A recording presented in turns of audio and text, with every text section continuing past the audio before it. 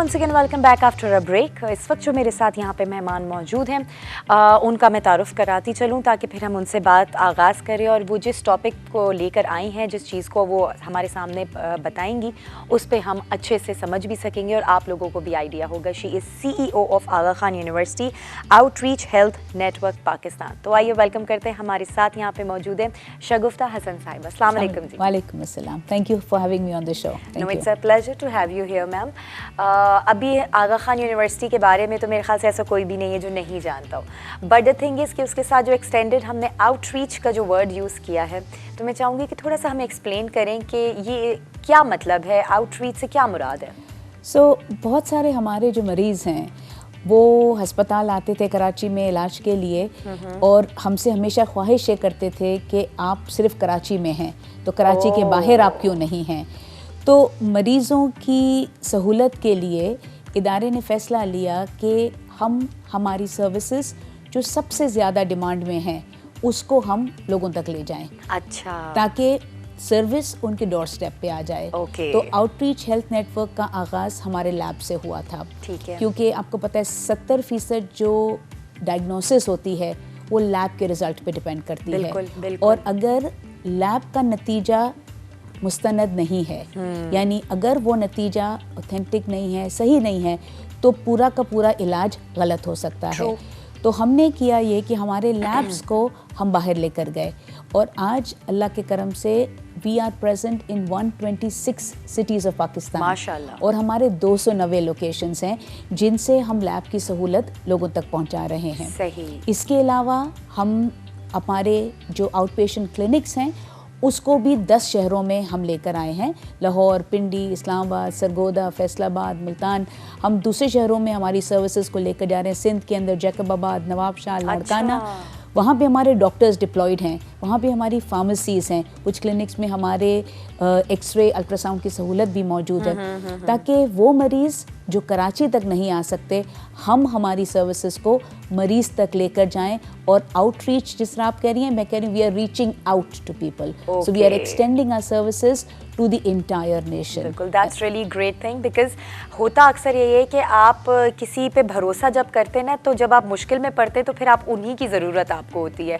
और अगर हम ना उन तक पहुंच सके तो फिर पेशेंट्स का जो है वो थोड़ा सा मोराल जो है वो डाउन हो जाता है। जी बिल्कुल, कि किस तरह से करें। अच्छा, इसी का थोड़ा सा आगे बढ़ाते हुए मैं पूछूंगी कि पेशेंट्स वेलफेयर प्रोग्राम भी आपका एक है, ज़रा उसके बारे में बताइएगा, वो क्या प्रोग्राम है। हमारा एक गाइडिंग प्रिंसिपल, 4 गाइडिंग प्रिंसिपल्स हैं: इम्पैक्ट, क्वालिटी, रेलेवेंस और एक्सेस।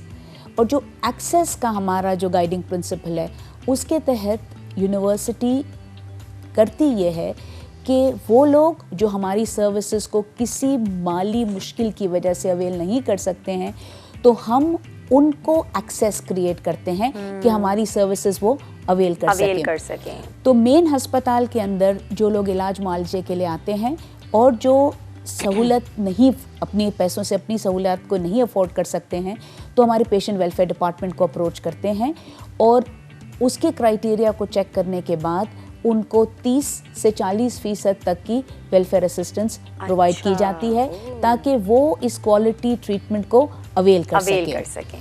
इसके अलावा हमने एक ज़कात का प्रोग्राम भी किया हुआ है। हमारी एक पेशेंट बहबूद सोसाइटी है और पेशेंट बहबूद सोसाइटी के अंदर हम करते ये हैं कि जो लोग ज़कात देते हैं हम ज़कात को इकट्ठा करते हैं और जो ज़कात मुस्तहिक पेशेंट्स होते हैं उन तक उनकी ज़कात से भी उनका इलाज किया जाता है।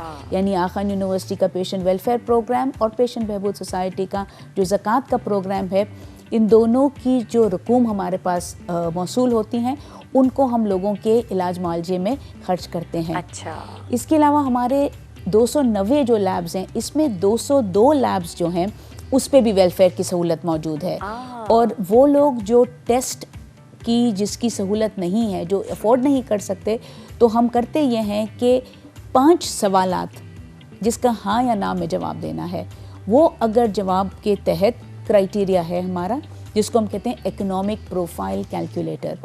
सो उस इकोनॉमिक प्रोफाइल कैलकुलेटर के अंदर 1 मिनट से कम के अंदर ये तयन कर लिया जाता है कि कितने % वेलफेयर की ज़रूरत है और ये वेलफेयर असिस्टेंस 10% से लेके 40% तक जाती है। अच्छा। ताकि लोगों की अफोर्डेबिलिटी हो।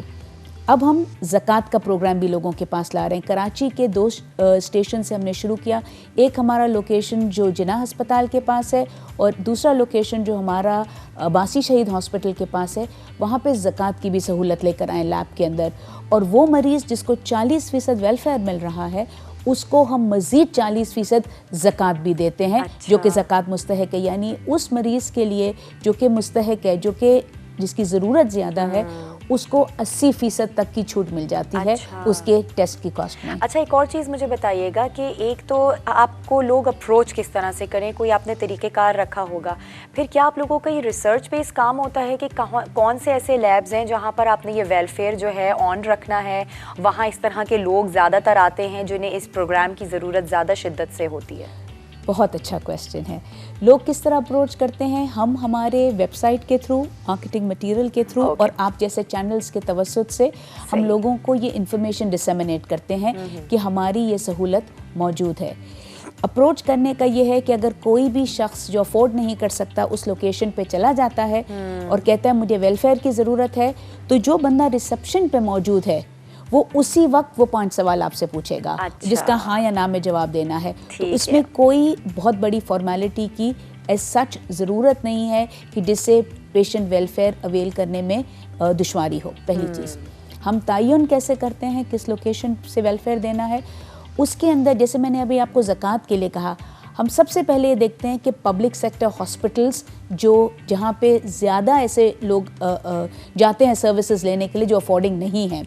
तो हम उन इलाकों में, मोहल्लों में पब्लिक सेक्टर हॉस्पिटल्स के बाद जहाँ पे वो लोग रहते हैं जिनकी माली आसानी बहुत ज़्यादा नहीं होती है, तो हम उन लोकेशंस पे जाके और ऐसे वेलफेयर स्टेशंस खोलते हैं। यानी अगर कोई इलीट इलाके के अंदर हमारा लोकेशन है तो वहाँ पे आपको वेलफेयर की सहूलत नहीं है, वहाँ ज़रूरत ही नहीं है, इसलिए हम वहाँ पे वो फैसिलिटी नहीं प्रोवाइड करते। सही। अच्छा, अगर आगा खान यूनिवर्सिटी के हवाले से बात करूँ तो मेरिट क्या होना चाहिए जिसके ऊपर हमें पता हो कि जी ये रिक्वायरमेंट्स हैं, तभी हम जो हैं वो आगे बढ़कर इस यूनिवर्सिटी का हिस्सा बन सकते हैं? सो यूनिवर्सिटी के बहुत सारे प्रोग्राम है, राइट? अंडर ग्रेजुएट प्रोग्राम है, मास्टर्स प्रोग्राम है, PhD प्रोग्राम है। हर प्रोग्राम की अपनी एकेडमिक रिक्वायरमेंट है, लेकिन जो एक चीज़ तमाम प्रोग्राम में कॉमन है जो आपके व्यूअर्स को पता होनी चाहिए, वो ये है कि हम 100% मेरिट पे चलते हैं। अच्छा। मेरिट के अलावा there is no other way कि कोई भी स्टूडेंट उस प्रोग्राम में दाखिला ले। सही। और मेरिट क्या है? मेरिट हमारा 2 तरीके से होता है। एक हमारा एप्टीट्यूड टेस्ट होता है, उसको पास करने के बाद there is a series of interviews that happen. So 2-step process. Series. Yes, Okay. yes, there's a series. There's not one interview. There's not one interview. सबसे इंटरेस्टिंग बात इसके अंदर ये है कि हमारी यूनिवर्सिटी नीड्स ब्लाइंड यूनिवर्सिटी है। इसका मतलब ये है कि जिस वक्त स्टूडेंट अप्लाई करता है उस वक्त उसकी अफोर्डेबिलिटी चेक नहीं की जाती है।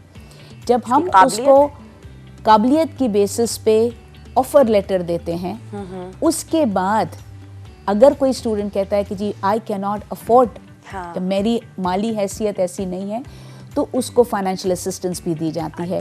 और इस फाइनेंशियल असिस्टेंस की जो क्वांटम है वो 95% तक जाता है। अच्छा। सो जो स्टूडेंट काबिलियत की बेसिस पे सेलेक्ट हो जाता है तो उसको उस वजह से कि उस अफोर्ड नहीं कर सकता, कभी भी यूनिवर्सिटी उसको रिजेक्ट नहीं करती है। So money is not does not become a deterrent to get into the program. True that. तो अच्छा, अप्लाई करने के लिए कौन-कौन से तरीक़ेकार हैं?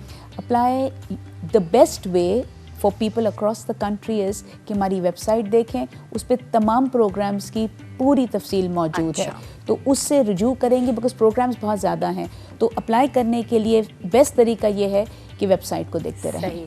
और अगर हम फैसिलिटेशन के हवाले से बात करें तो वो उसका क्या प्रोसीजर है? How do you facilitate? So once the students are admitted, जो पाकिस्तान के बाहर से लोग आते हैं तो हमारे पास हॉस्टल्स की फैसिलिटी है, हमारे पास हमारे कैंपस पे कैफेटेरिया मौजूद है, स्टूडेंट्स के लिए 24 आवर कैफेटेरिया मौजूद है, हमारे पास एक इंटरनेशनल स्टैंडर्ड का जिम्नेजियम मौजूद है, और स्टूडेंट हमारे पास डीन ऑफ स्टूडेंट्स हैं, तो वो स्टूडेंट्स की जो तमाम ज़रूरियात होती हैं उसको वो टेक केयर करते हैं। और हम Okay. मेक श्योर करते हैं कि जब स्टूडेंट अपने घर को छोड़ के पढ़ाई के लिए आए तो वो अपने आप को लॉस्ट ना फील और करें। एग्जैक्टली कंफर्ट जोन नहीं अगर होगा तो आपका माइंड कभी पढ़ाई में लग ही नहीं सकेगा। Absolutely true that. ओके, चलें, ये तो बहुत एक अच्छी बात हो गई। तो जो लोग इस चीज़ के लिए माइंड बना के बैठे होंगे तो उनके लिए आज सारी चीज़ें सॉल्व हो गई होंगी कि आप बिल्कुल आंखें बंद करके आगा खान यूनिवर्सिटी ज्वाइन कर सकते हैं। अच्छा, सबसे इम्पोर्टेंट एक सवाल जो आजकल का जो दौर हमारा चल रहा है, कोविड का दौर, अब तो अल्लाह का शुक्र है कि वैक्सीनेशन आ चुकी है और काफ़ी हद तक जो हमारे फ्रंट लाइन ऑफिसर्स हैं उनको लग रही है, लेकिन अभी भी कुछ लोगों में शक व शुबात हैं, डर है, खौफ है कि ये वैक्सीन लगाने से कोई साइड इफ़ेक्ट तो नहीं हो जाएगा और क्या इसका रिएक्शन होगा। तो ज़ाहिर है you guys are the first ones जो इसकी अप्रोच पे गए हैं, तो आप ही मुझे ज़रा बेहतर अंदाज में बता सकती हैं कि लगवाने के बाद क्या साइड इफ़ेक्ट्स होते हैं और जो हमारे दिल का और दिमाग का डर है वो सच है या नहीं है। देखिए, कोविड वैक्सीन या कोई भी जो वैक्सीन होती है Right. वो उस बीमारी से प्रिवेंशन देती है। बहुत सारे लोग कहते हैं कि जी हम वैक्सीन इसलिए नहीं लगाएंगे कि हमारे इलाके में कोविड नहीं है या हमें कोविड नहीं हुआ है। अच्छा। लेकिन vaccine is a protection against the disease. Right. कुछ वैक्सीन्स आपको 100% डिजीज़ से हो सकता है प्रोटेक्ट ना करें, लेकिन कोविड के केस में ये होता है कि अगर वैक्सीन लगाने के बाद भी कोविड हो जाए तो उसकी शिद्दत उतनी नहीं होती जो कि वैक्सीन ना लगवाने वाले की हो सकती है। सही। साइड इफ़ेक्ट्स का जहाँ तक ताल्लुक है तो अगर आप फ्लू का भी वैक्सीन लगाते हैं तो कुछ लोगों को हल्का बुखार हो जाता है, बाजू बिल्कुल। भारी हो जाता है, ये नॉर्मल साइड इफ़ेक्ट्स हैं। मगर ये सोचना कि जी कोई ऐसा साइड इफ़ेक्ट है जिससे दिल पे, दिमाग पे, गुर्दों पे असर होगा, ऐसी कोई भी बात और नहीं मेरे है। ख्याल से हर चीज़ का एक छोटे बच्चे को भी इंजेक्शन अगर लगता है, वैक्सीन जो उनकी वो बुकलेट में होती है, तब भी डॉक्टर्स ये कहती हैं कि देखिए इनको बुखार हो सकता है, इनको स्वेलिंग हो सकती है। Absolutely. तो हम इस डर से, ऐसा तो नहीं है ना कि बच्चों को वैक्सीन नहीं लगवाएंगे। तो ये वही वाली बात आ गई कि और ये एक तरह का एक इम्यून सिस्टम को बूस्टर है जो हम लगा रहे हैं। इट्स नॉट लाइक दैट कि वो हमारे अंदर से जड़ से ही मिटा देगा उस सिस्टम को। नहीं, वो आपके जिस्म के अंदर एक प्रोटेक्शन डालता है जिससे आपके जिस्म की हिफाजत हो जाती है। जैसे मैंने आपसे कहा, ज़रूरी नहीं है कि वैक्सीन लगाने के बाद कोविड ना हो। वैक्सीन लगाने के बाद भी लोग मास्क पहनते हैं।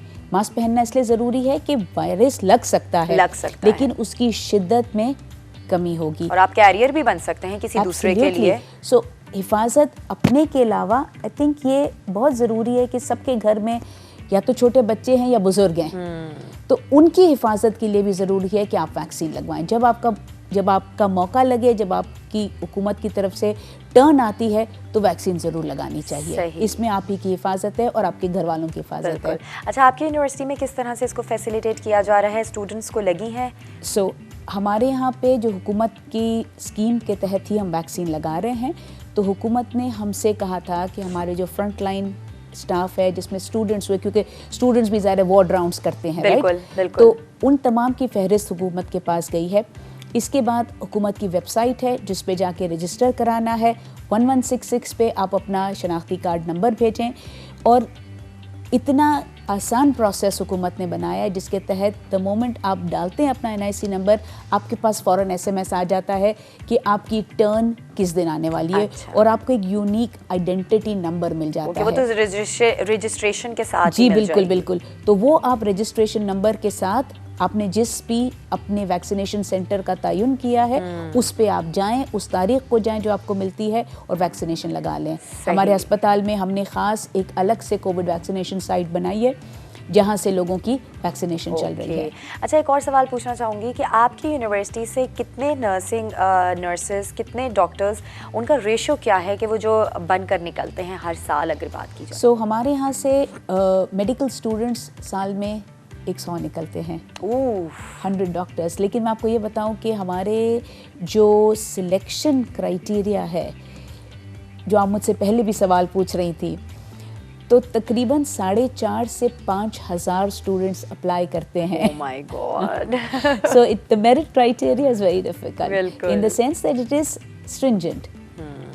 जाहिर है 100 को अगर सिलेक्ट करना है 4,500 या 5,000 से, बहुत मुश्किल काम है। मुश्किल तो है, लेकिन बात यह है कि फिर जब आप मेरिट पे आ जाते हैं तो फिर जाहिर सी तो फिर बात ज़ाहिर है बनकर ही निकलेंगे। ज़ाहिर बनकर ही सही। निकलेंगे। अच्छा, अभी जैसे आपने बात बताई थी कि जी आपके वहाँ पर कोविड का एक अलग से डिपार्टमेंट बना दिया गया है, तो ये सिर्फ कराची के अंदर ही फैसिलिटी आपने प्रोवाइड की है या फिर जो आप मुख्तलिफ आउटरीच इलाकों की बात कर रही थी और वेलफेयर इलाकों प्रोग्राम के हवाले से जो आपने वो किए हुए लैब्स, उनमें भी आपने ये फैसिलिटी प्रोवाइड की है? सो कोविड का जो इलाज है वो तो अस्पताल से ही हो रहा है, क्योंकि हमारा अस्पताल I am talking about the vaccination. Okay, vaccination की अच्छी आपने बात छेड़ी। वैक्सीनेशन का मैं yesterday I was in Peshawar, इससे पहले मैं लाहौर आई, इस्लामाबाद आई। हमारे जो आउटरीच सेंटर्स हैं उस पे हम डिस्ट्रिक्ट गवर्नमेंट के साथ मिलके और EPI वैक्सीन्स जो हैं उसके कॉन्ट्रैक्ट साइन कर रहे हैं। तो उस कॉन्ट्रैक्ट्स के अंडर जैसे ही कोविड वैक्सीन EPI के प्रोग्राम का हिस्सा बनेगी तो उन तमाम सेंटर से भी हम कोविड वैक्सीन्स लगाना शुरू कर देंगे। कल मैं जा रही हूँ मुल्तान, वहाँ पे हमारी साइनिंग सेरेमनी है। तो हम कोशिश ये कर रहे हैं कि जो बेसिक सहूलियात हैं जो लोगों को ज़रूरत पड़ती है, हम जैसे मैंने आपसे कहा उनके डोर स्टेप तक लेकर चले जाएं। लेकिन कोविड का जो इलाज है वो सिर्फ हॉस्पिटल वो तो सिर्फ हॉस्पिटल कराची में हो रहा है। बिल्कुल। Thank you so much Shagufta ji, and pleasure to have you here once again. और बीइंग हियर और वाकई अब अंदाज़ा हुआ कि किस तरह से आप लोग जो हैं वाकई मेहनत से और लगन से जो काम कर रहे हैं उसकी आउटरीच नज़र आ रही है। Thank you so much, thank you. So इसी तरीके से काम करते रहिए और इसी तरीके से जितने भी डॉक्टर्स नर्सेज हैं वो सब हमें प्रोवाइड करते रहे। Thank you so much once again. Thank you so much.